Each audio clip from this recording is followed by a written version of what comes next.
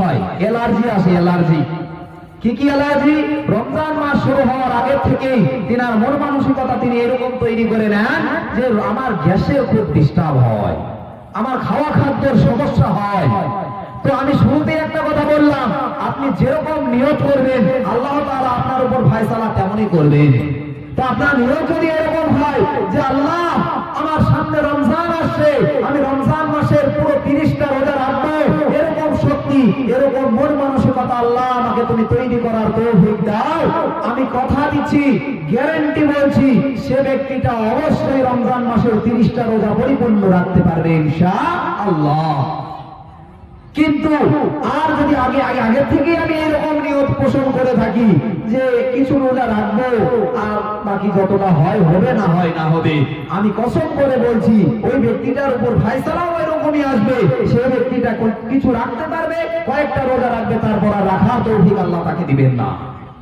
আল্লাহ নবী সাল্লাল্লাহু আলাইহি ওয়াসাল্লাম তিনি রজব মাস থেকে রমজানের সুস্বাগতম, মোস্ট ওয়েলকাম জানাতেন যে রমজান সামনে আসলে রজব, শাবান, রমজান 3 মাস আগে থেকে তিনি প্রস্তুতি নিতেন যে সামনে রমজান আসছে, রমজানে আমাকে পরিপূর্ণ রোজা রাখতে হবে।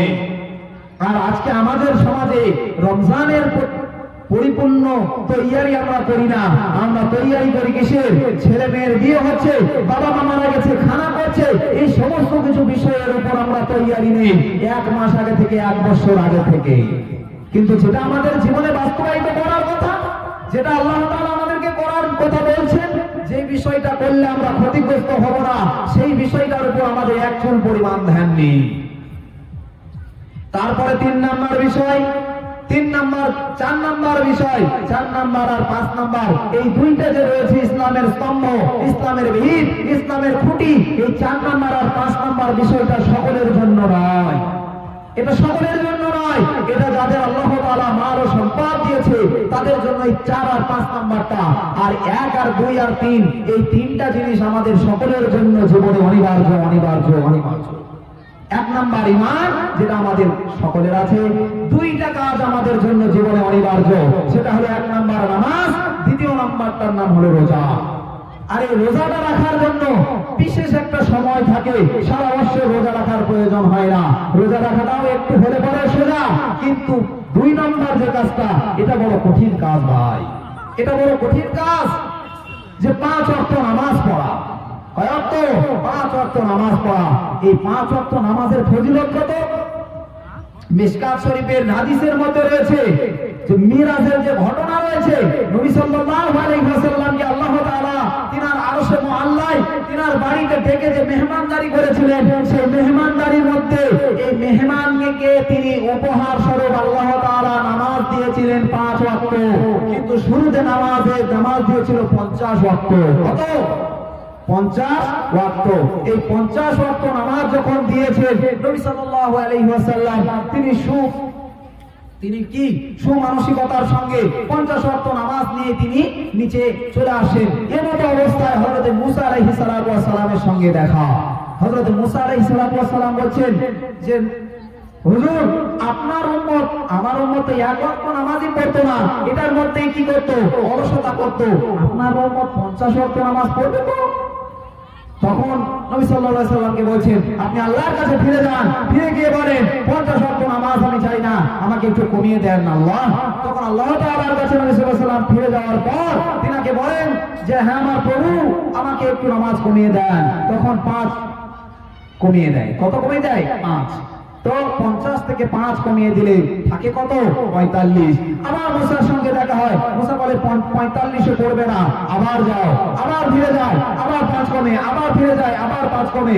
ধারাবাহিকতার সঙ্গে এরকম চলতে শেষ পর্যায়ে 5 নম্বরে এসে যখন আটকে যায়, তখন হযরত মুসা আলাইহিস সালাতু ওয়াস সালাম বলে যে আমার উম্মত 1 ওয়াক্তই পড়তো না, তোমার উম্মত 5 ওয়াক্ত পড়বে না, আবার ফিরে যাও। তখন নবী সাল্লাল্লাহু আলাইহি ওয়াসাল্লাম তখন বলছিলেন যে মুসা, দেখো আমি অনেকবার গিয়েছি, আমাকে নিজে লজ্জিত বোধ মনে করছি আমি, যার কারণে আমি আর প্রভুর সামনে যাচ্ছি না, 5 ওয়াক্তই নিয়ে যাব। এবং অন্যান্য রিওয়ায়াতে এরকমও আছে যে আল্লাহ তাআলা বলেন যে বাস মুহাম্মদ সাল্লাল্লাহু আলাইহি ওয়াসাল্লাম, এই 5 এর নিচে আর কমানো যাবে না, আপনি 5 নিয়ে যান। কিন্তু এখানে একটা স্টার মার্ক দিয়ে দিলেন। কি দিয়ে দিলেন? প্লাস পয়েন্ট দিয়ে দিলেন যে মুহাম্মদ সাল্লাল্লাহু আলাইহি ওয়াসাল্লাম আপনি চলে যান এবং আপনার উম্মতদেরকে একটা খুশখবরি দিয়ে দেন, সুসংবাদ দিয়ে দেন। সেই সুসংবাদ তার নাম হলো আপনার উম্মত তো নামাজ পড়বে 5 ওয়াক্ত, কিন্তু আমি প্রভু, আমি মহান আল্লাহ, আমি মহান স্রষ্টা, আমি কথা দিচ্ছি আপনার উম্মত নামাজ পড়বে 5 ওয়াক্ত, কিন্তু আমি সওয়াব দিব 50 ওয়াক্তের। সকলে বলে সুবহানাল্লাহ। ভাই আমরা সেই নবীর উম্মত, কিন্তু দুঃখ ভরা মন নিয়ে বলতে হয়, দুঃখ ভরা মন নিয়ে বলতে হয় সে নবীর উম্মত যে নবী আমাদের জন্য এত বড় ফ্যাসিলিটি নিয়ে এসেছে, যে নবী এত বড় অফার আমাদের জন্য দিয়েছে। আমরা দুনিয়াতে থাকাকালীন সামান্য অফারের বিষয়ে খুঁজি, কখন দুর্গা পূজার সেল দিবে, কখন চৈত্রের সেল দিবে, কখন আমাকে কালী পূজার সেল দিবে। সেই সেলের আশায় আমরা বসে থাকি, আর তখন গিয়ে আমরা সস্তায় সস্তায় জিনিস কেনার আশায় বসে থাকি। কিন্তু যে নবী আপনাকে আমাকে এত সুন্দর দিন ইসলাম নামের ধর্ম দিলেন এবং তার সঙ্গে সঙ্গে 5 ওয়াক্ত নামাজ পড়ার কথা বললেন, কিন্তু সওয়াব দিলেন 50 ওয়াক্ত, এটা কত বড় একটা ফ্যাসিলিটির বিষয়, কত বড় একটা অফারের বিষয়, সে বিষয়টা আমরা নজরআন্দাজ করে দেই, দৃষ্টিগোচর করে দেই।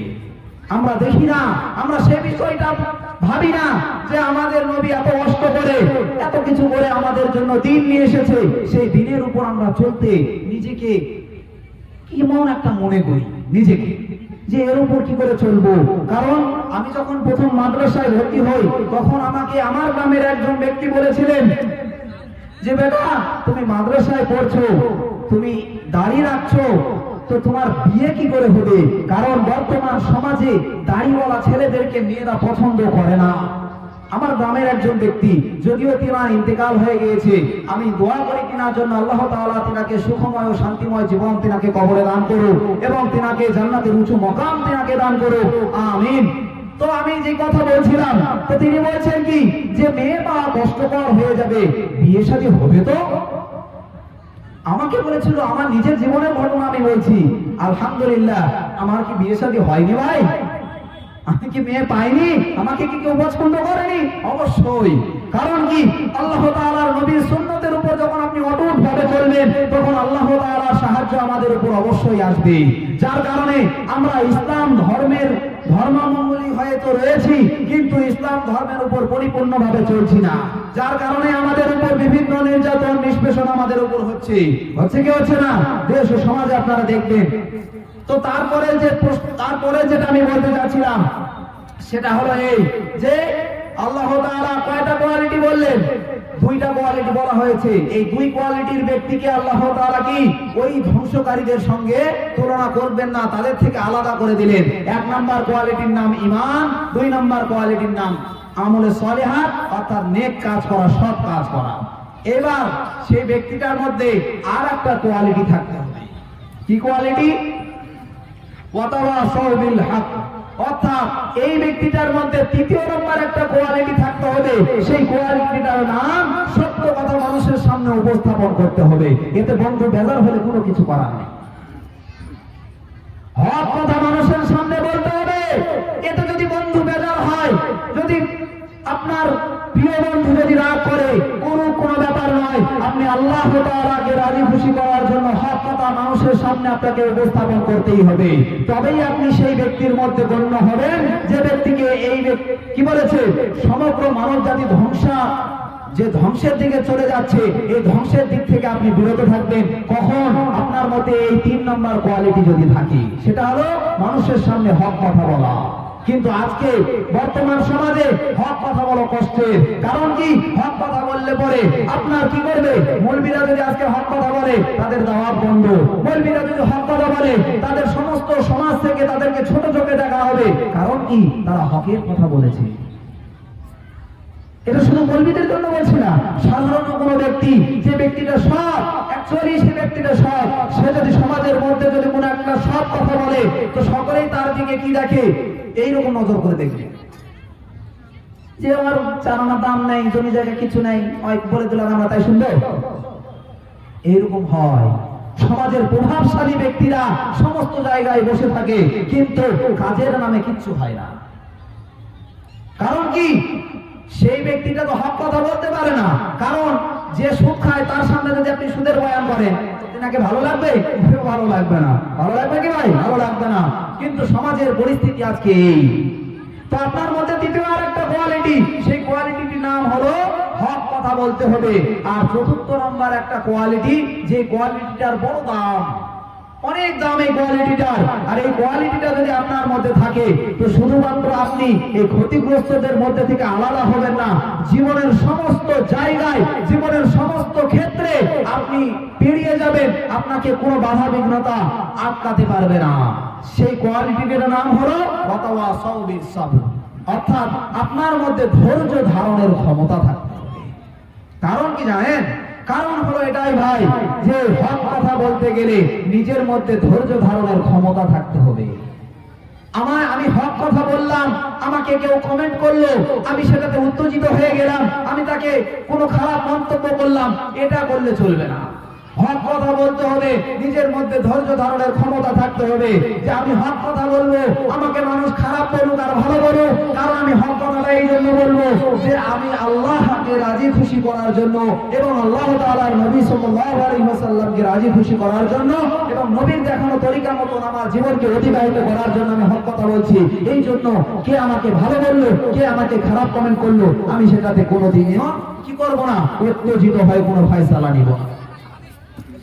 এই চারটা কোয়ালিটি যদি আমাদের মধ্যে থেকে থাকে, এই চারটা কোয়ালিটির ব্যক্তি, এই ধ্বংস যে রয়েছে, ধ্বংসর দিকে যে মানুষ যাচ্ছে, এই মানুষগুলোর মধ্যে থেকে তিনাকে আল্লাহ তাআলা আলাদা করে দিবে।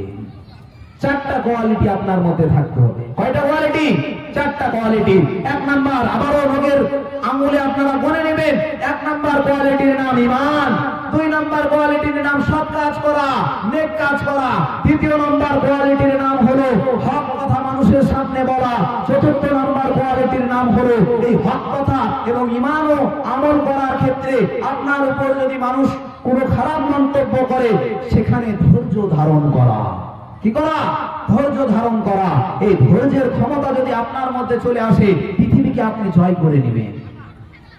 পৃথিবীকে আপনি জয় করে নেবেন যদি ধৈর্য ধারণের ক্ষমতা আপনার মধ্যে থাকে, তাহলে পৃথিবীকে আপনি জয় করবেন। কেমন করে? হযরত আইয়ুব আলাইহিস সালাতু ওয়াস সালামের ছোট্ট একটা ঘটনা আপনাদের সামনে বলি। হযরত আইয়ুব আলাইহিস সালাতু ওয়াস সালাম, তিনাকে আল্লাহ তাআলা, তিনার সমস্ত গায়ে পোকা হয়েছিল, পোকা।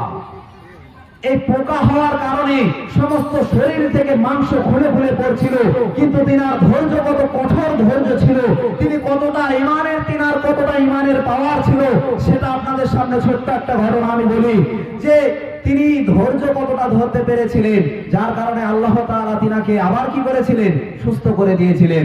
তিনার শরীরে পোকা যখন হতে শুরু করলো, মাংস খুলে পড়তে শুরু করলো, দুর্গন্ধ ছড়াতে শুরু করলো, পাড়া প্রতিবেশী, গ্রামবাসী, এমনকি বাড়ির সমস্ত ব্যক্তিবর্গ সবাই তিনাকে আলাদা করে দিল, যে আইয়ুব, তুমি বাড়িতে থাকলে আমরা থাকতে পারি না, তুমি বাড়ি থেকে বের হয়ে চলে যাও, কারণ এই দুর্গন্ধে আমরা খেতে পারি না, আমরা বাড়িতে থাকতে পারি না। তখন আইয়ুব আলাইহিস সালাতু ওয়াস সালাম হযরত রহিমা, যিনি তিনার বিবি ছিলেন, তিনার বিবিকে নিয়ে জঙ্গলের দিকে চলে গেলেন। জঙ্গলের দিকে যাওয়ার পর জঙ্গলেই বসবাস করতে শুরু করলেন। এমতো অবস্থায় একদিন পোকা কাটতে কাটতে কাটতে কাটতে কাটতে কাটতে শরীরের সমস্ত জায়গায় কেটে দিয়েছেন, সমস্ত মাংস খুলে পড়ে যাচ্ছে।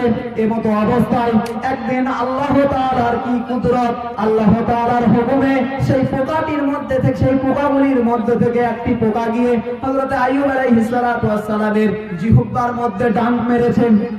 কি মেরেছে? ডাঙ্ক মেরেছে, সুই ফুলে দিয়েছে। তখন জিহ্বার মধ্যে যখন আইয়ুব আলাইহিস সালাতু ওয়াস সালামের মেরেছে, তখন আইয়ুব আলাইহিস সালাতু ওয়াস সালাম আল্লাহ তাআলার কাছে কোনোদিন সাহায্য চায়নি। আল্লাহ তাআলাকে তখন ডেকে বলছে, ওগো আমার প্রভু, ওগো আমার খালিক, ওগো আমার মালিক, আপনার কাছে আজকে আমি একটা ছোট্ট আবেদন করি। সেই আবেদনটা হলো এই, ওগো প্রভু, আমার পুরো শরীরের মাংস খুলে পড়ে গেছে, তবু আমি কিছু মনে করিনি। আমার সমস্ত শরীরে পোকা ধরেছে, তবুও আমি কোনোদিন কিছু মনে করিনি, কোনোদিন আপনার কাছে কোনো দরখাস্ত দেইনি। কিন্তু আজকে যখন পোকাটা যখন আমার জিহ্বার মধ্যে ডাঙ্ক মেরে দেয়, তখন আমি মনে মনে ভাবি যে এই জিহ্বাটাও যদি আমার শরীর থেকে আলাদা হয়ে যায়, তাহলে এই জিহ্বাতে আমি আপনাকে কেমন করে ডাকবো? কি করবে? আল্লাহ তাআলাকে কি করে তার জিহ্বা দিয়ে ডাকবে? তখন আল্লাহ তাআলাকে বলছে, ওগো আল্লাহ, আমি আপনাকে এটা বলবো না আমাকে সুস্থ করে দাও, কিন্তু আপনার কাছে ছোট্ট একটা আবেদন করি গো প্রভু, আপনি আমার জিহ্বাটাকে সচল রেখে দাও। এই জিহ্বাটার দ্বারাই আমি যাতে আপনার জিকির করতে পারি, আপনাকে আল্লাহ বলে ডাকতে পারি। তখন আল্লাহ তাআলা তার এই এতটুকু সুপারিশ, এতটুকু তিনার দরখাস্তের বিনিময়ে তিনাকে হাট্টা কাট্টা যুবক আবার বানিয়ে দেয়। আর এই ঘটনার একটু আগে হযরতে রহিমা তিনি কি করেছিলেন, পানি বা খাবার নেওয়ার জন্য কোথাও বাইরে গিয়েছিলেন। এমতো অবস্থায় আল্লাহ তাআলা তিনাকে সুপুরুষ তারাকে আবার বানিয়ে দিয়েছেন, আর খুবই সুসজ্জিত, খুব সৌন্দর্য দিয়ে আল্লাহ তাআলা তিনাকে আবার পুনরায় সুস্থ করে দিয়েছেন। এমতো অবস্থায় হযরতে রহিমা যখন তিনার স্বামীর কাছে যখন ফিরে আসেন, আসার পর দেখেন এখানে একটা ফুটফুটে একটা সুন্দর একটা যুবক এখানে বসে রয়েছেন। তখন এসে বলেন পদ্মার সহিত তিনি বলেন, ও ভাই, তো আপনি অপরিচিত ব্যক্তি, এখানে একজন অসুস্থ ব্যক্তি ছিল, সেই অসুস্থ ব্যক্তিটা কোথায়? তখন আইয়ুব আলাইহিস সালাতু ওয়াস সালাম বলে, সেই অসুস্থ ব্যক্তিটাই আমি। তখন রহিমা বলে যে না না না, এটা তো আপনি হতে পারেন না, কারণ কি আমার স্বামীর পুরো গা থেকে গোশত খুলে খুলে পড়ে গিয়েছিল, সমস্ত গা থেকে দুর্গন্ধ ছড়াচ্ছিল এবং কি সমস্ত শরীরে পোকা পড়েছিল, কিন্তু আপনার তো পুরো শরীরটা সুভাবে গঠন করা হয়েছে, সুগঠন করা হয়েছে। তখন যখন বলে যে ঠিক আছে, তোমাকে কি প্রমাণ দেব, এই মতো অবস্থায় কথোপকথনের পর বোঝা যায় যে না, তিনি তিনার স্বামী, এই যে তিনার শরীরকে আল্লাহ তাআলা সুস্থ করে দিয়েছে, এই সুস্থতা তার কারণ কি বলেন তো? সুস্থতার কারণটা হলো একটাই, সেই কারণটার নাম হলো ধৈর্য। কি? ধৈর্য। আইয়ুব আলাইহিস সালাম কি করেছিলেন? ধৈর্য ধারণ করেছিলেন, যার কারণে কি করেছে, যার কারণে আল্লাহ তাআলা তিনাকে কিছু সময় পরে হলেও তিনাকে কি করেছেন, আবার সুস্থ এবং সবল করে দিয়েছেন।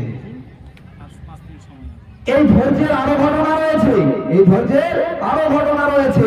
হযরত ইউসুফ আলাইহিস সালামকে ধরেন, হযরত মুসা আলাইহিস সালামকে ধরেন, সকল নবীর মধ্যে এই ধৈর্যের কোয়ালিটি ছিল, যার এই ধৈর্যের কোয়ালিটি থাকার কারণে তিনাদেরকে আল্লাহ তাআলা নবী বানিয়েছিলেন এবং তিনাদেরকে আল্লাহ তাআলা দুনিয়ার বুকে একটা উদাহরণ স্বরূপ রেখে দিয়েছেন এবং কোরআনের মধ্যে অসংখ্য জায়গায় তিনাদের ঘটনা বর্ণনা করেছেন। কারণ কি, যে তোমরা আমার সমস্ত বান্দাগণ, তোমরা এই উদাহরণগুলোকে দেখো, তোমরা কোরআনকে পড়ো, কোরআনের মধ্যে যে ঘটনা বর্ণনা করেছেন সেই ঘটনাগুলিকে দেখো এবং নিজের জীবনের মধ্যে বাস্তবায়িত করো। ভাই, আমরা সকলে করবো ইনশাআল্লাহ? বলেন ইনশাআল্লাহ সকলে করবো। সকলের মধ্যে যদি ধৈর্য ধারণের ক্ষমতা চলে আসে, আল্লাহ তাআলা সমস্ত পৃথিবীটাকে আপনার জন্য সহজ করে দেবে, সমস্ত পৃথিবীটাকে। তার জন্য শেষ নম্বর কোয়ালিটিটা খুব ইম্পর্টেন্ট, খুব জরুরি, খুব দরকার, সেটার নাম কি? ধৈর্য। আপনার মধ্যে ধৈর্য ধারণের ক্ষমতা থাকতে হবে। ইউসুফ আলাইহিস সালামের ঘটনা, ইউসুফ আলাইহিস সালামকে যখন জুলাইখা যখন খারাপ কুপ্রস্তাব যখন দেয়, তখন ইউসুফ আলাইহিস সালাম ধৈর্য ধারণ করেছিলেন, আল্লাহ তাআলার কাছে সাহায্য চেয়েছিলেন। হযরতে জিবরাইলকে আল্লাহ তাআলা পাঠিয়ে দেন এবং সমস্ত দরজাগুলো খুলতে খুলতে সে মিশরের বাদশার কাছে গিয়ে উপস্থিত হন। অর্থাৎ শেষ নম্বর দরজা খোলার পর সেখানে দেখেন কি, মিশরের বাদশা অর্থাৎ জুলাইখার স্বামী তিনি দাঁড়িয়ে আছেন। তিনি ধৈর্য ধারণ করেছিলেন। কেমন ধৈর্য? তাকে কুয়া থেকে তুলে মিশর পর্যন্ত পথিকেরা পৌঁছালেন, সেখানে বিক্রি করলেন, তিনি ধৈর্য ধরেছেন। তারপরে জুলাইখা কুপ্রস্তাব দিয়েছেন, ধৈর্য ধারণ করেছেন। এরপর জেলখানায় বন্দী করেছেন, ধৈর্য ধারণ করেছেন। জেলখানা থেকে বেরিয়ে এসেছেন, তারপরে তিনাকে আল্লাহ তাআলা কি বানিয়েছেন ভাই? দেশের খাদ্যমন্ত্রী। কি বানিয়েছেন? দেশের খাদ্যমন্ত্রী বানিয়েছে। আজকে আমাদের মধ্যেও যদি এই কোয়ালিটি এসে যায়, তো ইনশাআল্লাহ আমাদেরকেও বড় বড় হাতায়, বড় বড় জায়গায়, বড় বড় পদে আমরাও বসতে পারবো ইনশাআল্লাহ। যার জন্য কোয়ালিটি দরকার। মালের কোয়ালিটি যখন ভালো হবে, সে মালটা সেল বেশি হবে, আর কোয়ালিটি যদি খারাপ হয় তাহলে সে মালের সেল কম হবে। হবে কিনা ভাই? তো আমাদের কোয়ালিটিকে যদি আমরা সঠিক জায়গায় নিয়ে আসতে পারি, তো আমাদেরও কি হবে? মান সম্মান এবং জাতিকে আমরা মাথা উঁচু করে অনেক কিছু উপহার দিতে পারবো। পারবো কিনা? কিন্তু যদি আমাদের কোয়ালিটি যদি খারাপ হয়, আমি আর বক্তব্যকে আমার দীর্ঘায়িত করবো না।